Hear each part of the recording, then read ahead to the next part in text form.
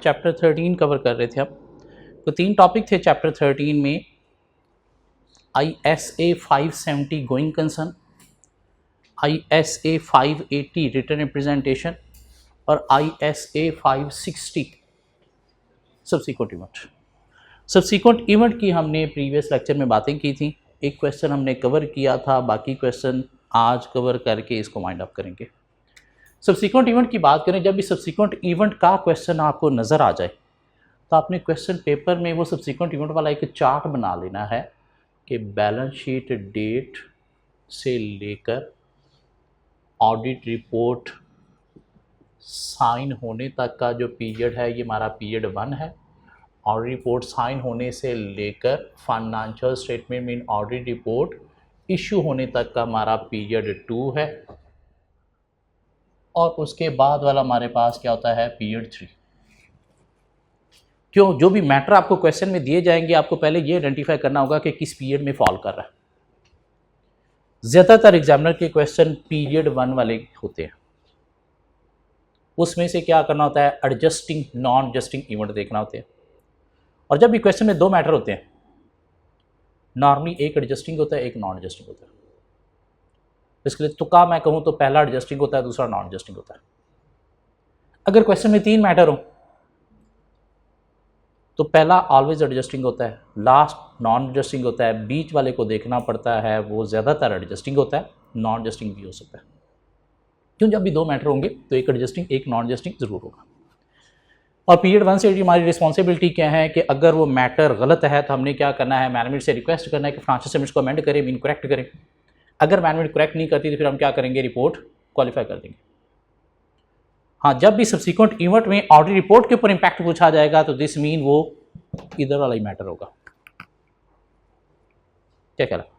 हाँ, अगर कोई हमें यहाँ पे पीरियड 2 में मिस स्टेटमेंट नज़र आती है तो क्वेश्चन बताएगा कि ऑडिट रिपोर्ट साइन इस डेट को हुई है, इस डेट पे इशू होने जा रही है या साइन हो चुकी है, दिस मीन पीरियड 2 में हम। और वहाँ से अगर हमारे नॉलेज में कोई मिस स्टेटमेंट आती है तो हमने मैनेजमेंट को रिक्वेस्ट करना है कि वो फाइनेंशियल स्टेटमेंट्स को अमेंड करें। हम क्या करेंगे, कुछ रिव्यू प्रोसीजर्स परफॉर्म करेंगे ऑन अमेंडेड फाइनेंशियल स्टेटमेंट और न्यू ऑडिट रिपोर्ट साइन करेंगे after approval of amended financial statement. If management do not amend the financial statement, फिर हमें क्या करना है, फिर हमें मैटर कम्युनिकेट करना है शेयर होल्डर को और विड्रॉ करना है अपनी ऑडिट रिपोर्ट से एट एजीएम। ये बात हमने कई बार कर ली थी। पीरियड 3 से रिलेटेड आज तक एग्जामिनर ने क्वेश्चन टेस्ट ही नहीं किया,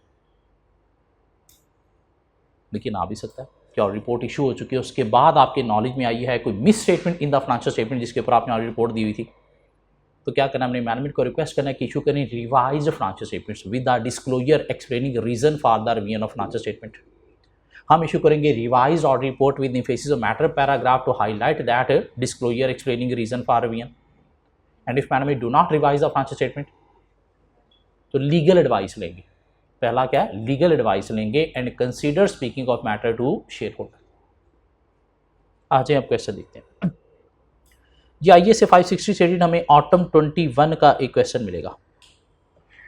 ऑटम 21 का क्वेश्चन 10 नंबर के लिए एग्जामिनर ने टेस्ट किया है question, for each of the above situation evaluate the need for amendment in the financial statement.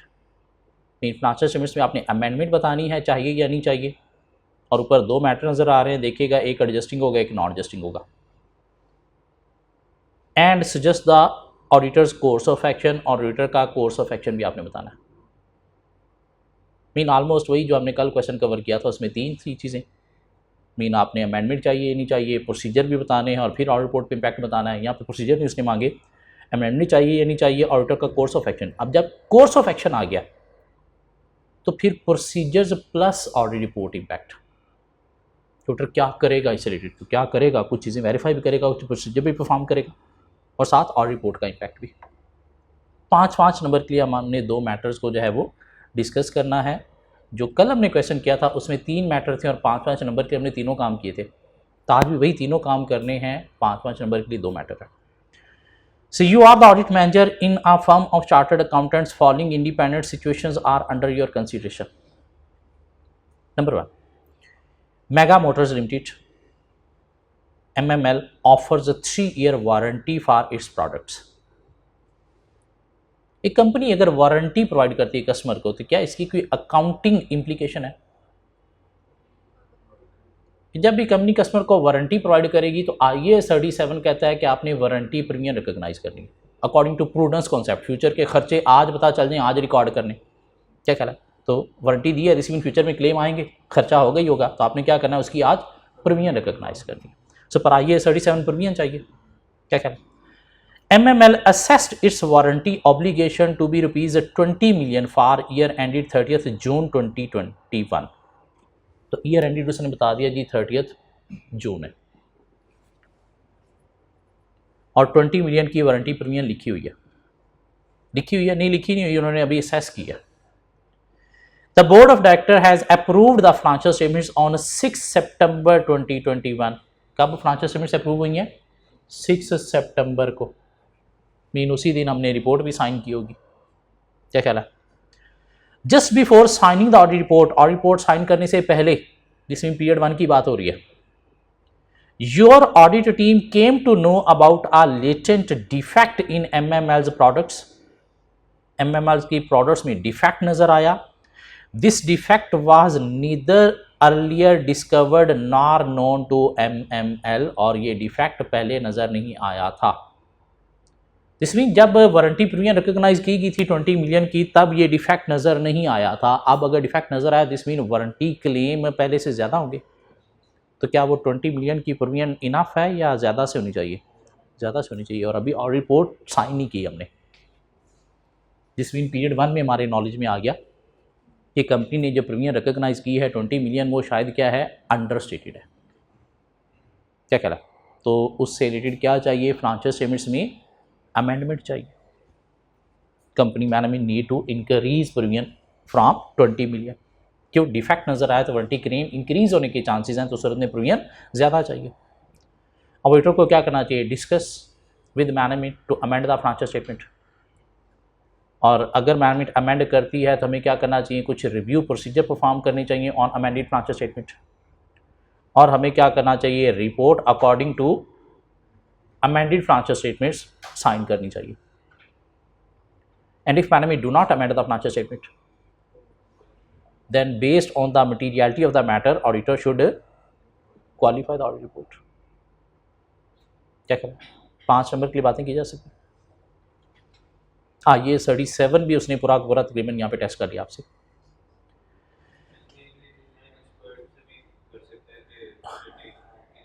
हाँ, इससे रिलेटेड आप जो है वो एक्सपर्ट से भी ओपिनियन ले सकते हो कि कितनी को वारंटी क्लेम आ सकते हैं। कोई आप इंडस्ट्री एवरेज को देख सकते हो कि वारंटी क्लेम के कितने चांसेस हो सकते हैं, ये भी बात की जा सकती है। रिटर्न रिप्रेजेंटेशन फ्रॉम मैनेजमेंट भी ऑब्टेन की जा सकती है अगर प्रोसीजर डिटेल और लिखने तो। जी number 2, Dawan hotel limited was severely damaged by flash flood on 31 August 2021। 31 अगस्त को दवान होटल में फ्लड आ गया। उसका ईयर एंड क्या है पता नहीं। क्यों? मेगा मोटर एक सेपरेट बिजनेस था, ये सेपरेट बिजनेस है। Initial assessment of the incident shows that significant repairs are required and the hotel would not be operational for at least a month। उस वजह से होटल 1 मंथ नहीं चलेगा, और फ्लड की वजह से बहुत नुकसान हुआ है, रिपेयर काफ़ी चाहिए। मीन्स सिग्निफिकेंट लॉस हुआ है फ्लड से, क्या कहना? सेल भी आपकी रुकेगी 1 मंथ के लिए, और एसेट की रिपेयरमेंट भी चाहिए। Audit report for the year ended 30th June 2021 has not yet been issued। 30 June year and है, 31 अगस्त को ये फ्लड आया है और अभी तक ऑडिट रिपोर्ट साइन नहीं हुई। दिस मीन पीरियड 1 की बात हो रही है। तो क्या है ये? पर IAS 10 post year and non adjusting event है। क्यों? कंडीशन बैलेंस शीट डेट पे एग्जिस्ट नहीं करती, इसे कोई अकाउंट बैलेंस नहीं है जिसे कम ज़्यादा करना है। ये तो लॉस हुआ ही कब है? ईयर एंड के बाद। So requiring disclosure in the financial statements if significant, साथ ये भी लिखना है if significant। और क्या करना चाहिए हमें? साथ मैनेजमेंट को रिक्वेस्ट करनी चाहिए regarding amendment in the financial statements relating to this matter। if management amended the financial statement, हमें क्या करना चाहिए? रिव्यू प्रोसीजर परफॉर्म करनी चाहिए amended financial statements, और न्यू ऑडिट रिपोर्ट साइन करनी चाहिए। ऑडिट ओपिनियन कंपनी की फेवर में देनी चाहिए, क्योंकि अभी साइन नहीं ना की तो ऑडिट ओपिनियन कंपनी की फेवर में होगी with emphasis of matter paragraph to highlight that not just in disclosure क्यों significant है. And if management do not amend the financial statement, the audit opinion should be qualified based on the materiality of the matter. क्या कहना, एक easy question था, मुश्किल नहीं था. अगर वो कल वाला क्वेश्चन किया हुआ तो ये कुछ भी नहीं है, क्योंकि ऑलमोस्ट वही बातें, बल्कि उसमें प्रोसीजर थोड़े और ज़्यादा लिखने थे. जिससे अगर हम आगे चलें, स्प्रिंग 2021 में एग्जामिनर ने टेस्ट किया 18 मार्क्स के लिए. यहां से क्वेश्चन 18 नंबर के लिए.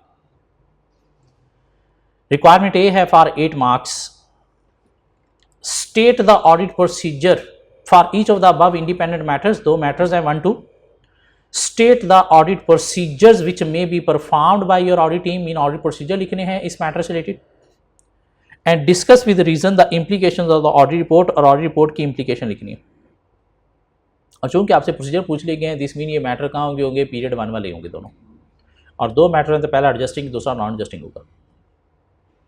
अब यहाँ पे उसने अमेंडमेंट चाहिए या नहीं चाहिए वो नहीं पूछा, वो तो अल्टीमेटली आपके दिमाग में होगी और उसके अकॉर्डिंगली प्रोसीजर क्या परफॉर्म करने हैं और फाइनेंशियल स्टेटमेंट्स क्या होंगी, तो आप ऑडिट रिपोर्ट क्या दोगे. So you are the partner in a firm of chartered accountants. Following independent matters are under your consideration.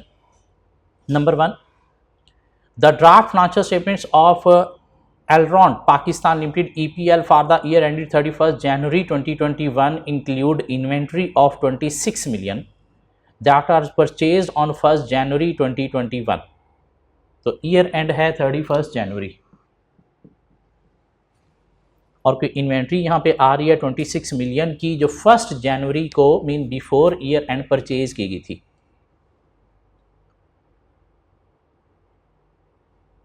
That was purchased on 1st January 2021 for fulfilling a large specialized order of a foreign customer. किसी foreign customer का कोई बड़ा order था, उसे meet करने के लिए ये इन्वेंट्री बाय की गई थी. Due to sudden imposition of import restriction in the foreign country, और जहाँ पे आपने एक्सपोर्ट करनी है उस कंट्री में इंपोर्ट पे रिस्ट्रिक्शन लग गई है, शायद इंपोर्ट बैन हो गई है, तो क्या आपकी इन्वेंट्री वहाँ पे जाएगी? नहीं. तो क्या होना चाहिए, ये तो बिकेगी नहीं. तो अगर कोई अल्टरनेटिव यूजेज नहीं है तो ये लॉस कंपनी को बेयर करना पड़ेगा. क्या ख्याल है, देखते हैं. The customer cancelled the order on 28 January 2021 before year and he. Customer ने क्या कर दिया, ऑर्डर कैंसिल कर दिया. और जब कैंसिल कर दिया तो इन्वेंट्री अगर आपकी कॉस्ट पे भी आपने लिखी हुई है तब शायद उसकी NRV बहुत कम होगी. The draft financial statements show that EPL's profit before tax is 130 million और कंपनी का प्रॉफिट 130 मिलियन है. तो पहले तो आपने प्रोसीजर्स बताने हैं. जो आपको क्या नज़र आया है कि ये इन्वेंट्री शायद कहीं सेल नहीं होगी, तो ये लॉस बुक होना चाहिए इसका. तो क्या करेंगे इसे एडिट. मैनेजमेंट से पहले तो डिस्कस करेंगे regarding alternative uses of this inventory. Mean अगर वो कस्टमर नहीं लेगा तो अब अल्टरनेटिव यूजेज क्या, हमें बताएं कहाँ से बेचोगे. क्यों मैनेजमेंट हो सकता है नहीं जी फलां जगह पे हम बेच लेंगे या लोकल बेच लेंगे, तो ऐसे ही रहने दें. नहीं तो इंटेंशन मैनेजमेंट की जाए वो डिस्कस करेंगे उनके साथ. कस्टमर कॉरस्पॉन्डेंस जो है वो भी हम इंस्पेक्ट करेंगे देखने के लिए कि वाकई ही ऑर्डर उसने कैंसिल कर दिया. इन्वेंट्री रिकॉर्ड्स को भी देखेंगे कि वाकई 26 मिलियन की इन्वेंट्री है. The inspection of inventory record to verify amount of inventory as 26 million. क्यों हो सकता है इससे ज़्यादा मैनेजमेंट कम शो कर रही हो ताकि लॉस की एडजस्टमेंट इतनी करनी पड़े. सिग्निफिकेंट मैटर है, मैनेजमेंट लेवल पे डिस्कस किया होगा.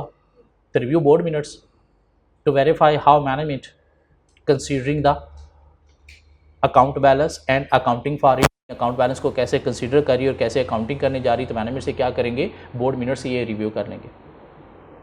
और कुछ चीज़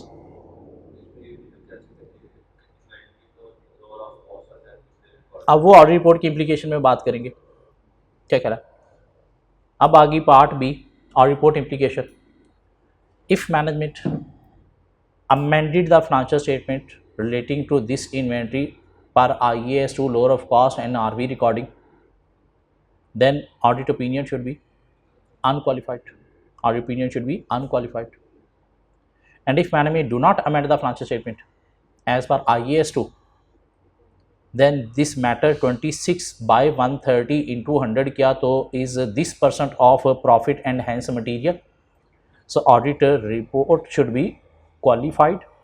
अब नंबर 5 हैं इससे रिलेटेड, ऑडिट इम्प्लीकेशन से रिलेटेड, रिपोर्ट इम्प्लीकेशन से रिलेटेड। तो साथ हम जो है वो कुछ बातें और भी करेंगे कि the reason for qualifying the audit report will be mention in the basis for opinion paragraph. अब जाके कोई 4 और 5 9 नंबर के लिए लिखने के काबिल बनेंगे। इन 4 नंबर के लिए प्रोसीजर लिखने और 5 नंबर के लिए रिपोर्ट की इम्प्लीकेशन। तो रिपोर्ट की इम्प्लीकेशन के अंदर मटीरियलिटी कैलकुलेशन भी देनी है और साथ आपने इसके अंदर बताना है कि अमेंडमेंट क्या चाहिए और अगर होती है तो फिर क्या है और अगर नहीं है तो फिर क्या है। इन दोनों सूरतों की आपने रिपोर्टिंग इम्प्लीकेशन बतानी है। जी दूसरा मैटर क्या है, during the audit of stellar limited SL the management informed the audit team that its largest customer Ether Limited EL has recently notified that it will not review its contract with SL। तो हम audit कर रहे हैं किसके, SL के, और SL का एक कस्टमर है EL। उसने बताया कि मैं अब इस बिजनेस के साथ अपना कॉन्ट्रैक्ट रीन्यू नहीं करूंगा, which is due to expire on 30 June, और 30 जून को एक्सपायर होने जा रहा है वो। Sale from EL constitute 70% of the total revenue, और कोई 70% SL की सेल EL को जाती है। तो क्या अब होगी वो सेल? इससे मसला क्या आएगा? गोइंग कंसर्न इशू राइज हो जाएगा कहाँ पे, SL के अंदर, जिसका पर IAS 1 फाइनेंशियल स्टेटमेंट्स के अंदर क्या चाहिए होगा, डिस्क्लोजर चाहिए होगा। So the management has further informed that they are in negotiation with EL and are hopeful to retain the customer. और मैनेजमेंट कह रही है कि नहीं जी हम निगोशिएशन में है, होपफुली हमारा जो है वो कॉन्ट्रैक्ट रिटेन ही रहेगा। लेकिन हमें गोइंग कंसर्न इशू नज़र आ गया, तब यहाँ पे गोइंग कंसर्न के प्रोसीजर में चले जाओ। कॉरस्पॉन्डेंस विद EL जो है वो उसे हम इंस्पेक्ट करेंगे to verify continue support from EL है या नहीं है। बोर्ड मिनट्स को रिव्यू करेंगे, how management considering the issue and accounting for it to see if reasonable. और post year end order book को हम जो है वो रिव्यू करेंगे to see any chance of recovery in the future, कि अगर ये कैंसिल होते हैं तो और कंपनी के पास क्या ऑप्शंस हैं रिकवरी के, बिजनेस को कैसे लेके चलेंगे। और डिस्कस भी किया जा सकता है मैनेजर से regarding the chances of renewal of the contract with EL के कितने चांसेस हैं, क्यों से भी हमें पता चलेगा इनकी बातों से कि आइदर रिन्यू होने के चांसेस हैं या नहीं। और की बात बस ये लिखेंगे, कस्टमर कॉरस्पॉन्डेंस को देख लेंगे, ऑर्डर बुक को देख लेंगे, बोर्ड मिनट्स को देख लेंगे, मैनेजमेंट से डिस्कस कर लेंगे। अब आगे ऑडिट रिपोर्ट के ऊपर कि अगर तो कॉन्ट्रैक्ट रीन्यू नहीं होता तो पर IAS 1 फाइनेंशियल स्टेटमेंट्स के अंदर मटीरियल अनसर्टेनिटी डिस्क्लोजर रिक्वायर है। And if management provide the material uncertainty disclosure in financial statements पर IAS 1, audit opinion should be unqualified, but material uncertainty relating to going concern paragraph should be included in the audit report to highlight the disclosure of cash flow issues. And if management do not provide material uncertainty disclosure in the financial statements, then audit report should be qualified. क्या कह रहा है? 18 number cover होते हैं। In fact ये जो part 2 था ये गोइंग कंसर्न का था, पार्ट 1 सब्सिक्वेंट इवेंट का था, पार्ट 2 गोइंग कंसर्न का था। जी इससे आगे अगर हम चलें, क्वेश्चन नंबर 7 हम कवर कर चुके हैं ISA 580 के साथ। ऑटम 20 का हमारे पास एक क्वेश्चन मिलेगा, ये ISA 560 कर देना, ये 580 नहीं है। 9 नंबर के लिए ऑटम 20 में एग्जामिनर ने क्वेश्चन टेस्ट किया। In each of the above situation evaluate the need for amendment in the financial statement. Mean बताना है फाइनेंशियल स्टेटमेंट में अमेंडमेंट चाहिए या नहीं चाहिए, and suggest the audit procedure भी बताने हैं, if any which the auditor would need to perform. और कोई ऑडिट रिपोर्ट इम्प्लीकेशन उसने नहीं पूछी तो आपने बतानी भी नहीं है, प्रोसीजर बताने हैं और बताना है कि अमेंडमेंट चाहिए या नहीं चाहिए। मीन पहले स्टैंडर्ड डिस्कस करके अमेंडमेंट बतानी है और फिर प्रोसीजर बताने हैं। Consider each of the following independent situation. Number 1, Sapros Limited issued its financial statement on 15 September 2020 for the year ended 30th June 2020। तो ईयर एंड है 30th जून, और कंपनी जो है वो अपनी फाइनेंशियल स्टेटमेंट्स जो है वो इशू करने जा रही है कब? 15 सितंबर को। अब ऑडिट रिपोर्ट कब साइन हुई है नहीं अभी तक पता। ऑन 22 सितंबर इशू होने के बाद की बात हो रही है। क्या कहला? Your audit team came to know that a major debtor has filed bankruptcy due to destruction of its production facility in a terrorist attack on 20th August 2020। 20 अगस्त को कोई टेररिस्ट अटैक हुआ जिसकी सूरत में हमारा एक डेटर जो है वो बैंकरप्ट हो गया। दिस मीन फाइनेंशियल स्टेटमेंट्स के अंदर जो एक डेटर लिखा हुआ था, अब यहाँ पे उसने बताया है कि फाइनेंशियल स्टेटमेंट्स इशू करने जा रही है कंपनी 15 सितंबर को। अब एग्जामिनर ने इसका आंसर लिखते वक्त ये 15 सितंबर को ये डेट कंसीडर किया है और उसके अकॉर्डिंगली इसे जो है वो एडजस्टिंग इवेंट बना दिया। हालांकि देखा जाए तो एडजस्टिंग नॉन एडजस्टिंग इवेंट इस डेट में देखे जाते हैं, इसके बाद वाले इश्यूज ना तो एडजस्टिंग होते हैं ना ही नॉन एडजस्टिंग होते हैं। अब उसने ये एज्यूम किया है कि डायरेक्टर अप्रूव करने जा रहे हैं 15 सितंबर को, हालांकि अप्रूव और इशू में बहुत ज़्यादा डिफरेंस है, लेकिन एग्जामिनर ने आंसर देते वक्त ये एज्यूम कर लिया है कि अप्रूव करने जा रहे हैं 15 सितंबर को। और चूंकि ये अप्रूव करने के फ़ौरन बाद जो है वो नॉलेज में आ गया कब? सितंबर को। क्या कह रहा है? दिस मीन रिसीवल जो लिखे हुए हैं वो फिर भी मिसस्टेटेड ही हैं, उतने हैं नहीं जितने लिखे हुए मीन रिकवर नहीं होने। तो क्या करना चाहिए? मैनेजमेंट से अमेंडमेंट रिक्वायर करनी चाहिए इस रिसीवेबल्स की पर IAS 10 post balance sheet adjusting event. हालांकि अकाउंटिंग के रूल से देखा जाए तो ये उस पीरियड में फॉल नहीं कर रहा। क्या कह रहा है कि अगर सपोज साइन भी करने जा रहे हैं, अप्रूव भी करने जा रहे हैं इस डेट को कब? 15 सितंबर को, तो ये मैटर का कब पता चला है? इसके बाद 22 सितंबर को। और इसके बाद वाले ना तो एडजस्टिंग होते हैं ना ही नॉन एडजस्टिंग होते हैं। लेकिन एग्जामिनर ने इसको क्या किया? एडजस्टिंग लिख दिया कि पर IAS 10 ये post balance sheet adjusting event है, डेटर की प्रोविजन रिकॉग्नाइज करनी है और साथ कुछ प्रोसीजर लिख दिए। प्रोसीजर क्या है कि आपने कस्टमर कॉरस्पॉन्डेंस को रिव्यू करना है to see any chance of recovery है या नहीं है। आपने मैनेजमेंट से डिस्कस करना है regarding any chance of recovery from this customer है या नहीं है। फाइनेंशियल स्टेटमेंट्स को इंस्पेक्ट करना है कि इसकी तरफ जो है वो कितना बैलेंस ड्यू था जिसकी प्रोविजन रिकॉग्नाइज करनी है। और क्या प्रोसीजर?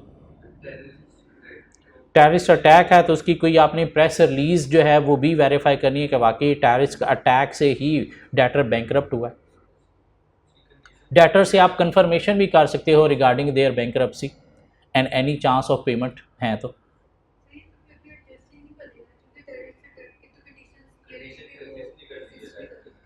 ईयर एंड पे कंडीशन एग्जिस्ट नहीं करती, एडजस्टिंग बनेगा नॉन एडजस्टिंग बनेगा? नॉन एडजस्टिंग बनेगा क्योंकि कंडीशन भी एग्जिस्ट करती है। लेकिन चूंकि ईयर एंड पे डेटर बैलेंस था और ईयर एंड के बाद भी अगर पता चल गया नहीं रिकवर नहीं होना, तो दिस मीन वो बैलेंस को आपने रीस्टेट करना है। और जब रीस्टेट करना है दिस मीन एडजस्ट करना है, सिर्फ डिस्क्लोजर नहीं देना। नॉन एडजस्टिंग वो होते हैं जिनका डिस्क्लोजर देना है। एडजस्टिंग क्या है? जिनसे कोई अकाउंट बैलेंस छेड़ना है, आपने कम ज़्यादा करना है, इसलिए इसे एडजस्टिंग कहा गया है। क्यों? डेटर बैलेंस को आपने कम करना है, मीन वो रिसीवेबल है नहीं।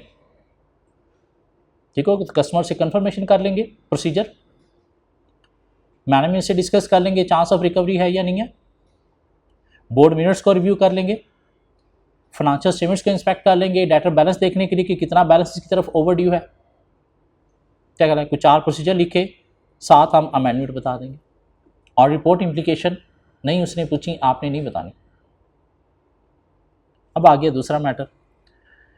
During the audit of large limited LLL for the year ended 30th June 2020, year and 30th June है, the audit team notice that the management of LL had worked out the net realizable value on the basis of the sale price at the year end। ये net realizable value क्या होती है? What can be realized from present condition and location of the inventory।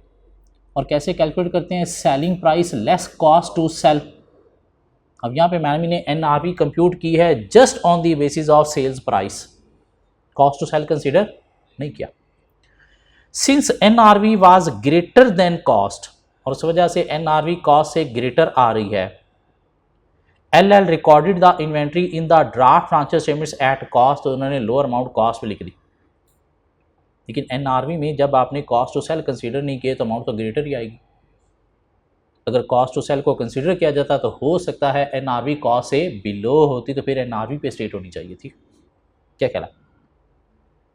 So however, after reporting period, LL is facing difficulties in selling the inventory at current price level and therefore considering to revise its prices. लेकिन जो inventory लिखी गई है वो गलत लिखी गई है, लोअर ऑफ कॉस्ट NRV के अकॉर्डिंगली पर IAS 2 नहीं लिखी गई। क्यों? NRV का मतलब क्या है? Selling price less cost to sell, and if cost to sell has been considered then NRV could be lower than cost. तो क्या होना चाहिए? फाइनेंशियल स्टेटमेंट्स में अमेंडमेंट रिक्वायर है। क्या ख्याल है? और साथ कंपनी को इन्वेंट्री सेल करने में डिफिकल्टी भी फेस करना पड़ रही है। दिस मीन उसकी बेस पर भी देखा जाए तो NRV क्या है? कम होगी as per stated in the financial statement नहीं होगी, तो उस सूरत में भी जो है वो इन्वेंट्री को क्या करना है? लोअर डाउन करना है, requiring amendment in the financial statement. आप प्रोसीजर की बात कर लें, प्रोसीजर क्या परफॉर्म करेंगे? वेरीफाई करेंगे कॉस्ट कितनी है इस इन्वेंट्री की। कहाँ से? इन्वेंट्री रिकॉर्ड से। इन्वेंट्री रिकॉर्ड से वेरीफाई करेंगे कि क्या कॉस्ट है इस इन्वेंट्री की। इन्वेंट्री के यूनिट्स भी हम वेरीफाई करेंगे। कैसे? इन्वेंट्री काउंट शीट्स हैं, फिजिकल इन्वेंट्री काउंट शीट्स को रिव्यू करेंगे to verify units of the inventory. Discuss करेंगे मैनेजमेंट से regarding the actual treatment per IAS 2 of recording inventory lower of cost NRV। क्या कह रहा है कि क्या आपका ट्रीटमेंट है? एक्चुअली ये बनता है, इस तरह से रिकॉर्ड करो। और की बात प्रोसीजर्स में, और की बात